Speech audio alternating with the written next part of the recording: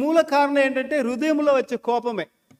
హృదయంలో మనకు కోపం వచ్చిన తర్వాతనే మనం ఏం చేస్తాము, తర్వాత మాటల్లో వస్తుంది, తర్వాత క్రియలో వస్తుంది.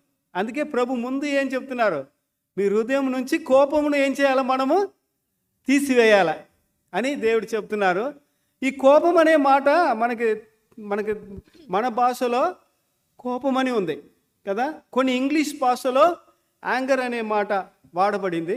ఇంకా కొన్ని ఇంగ్లీష్ ట్రాన్స్లేషన్లో మ్యాలీస్ కదా, మ్యాలీస్ continuously keeping harbouring anger in our mind and heart అనే మాటలు వాడబడింది కదా.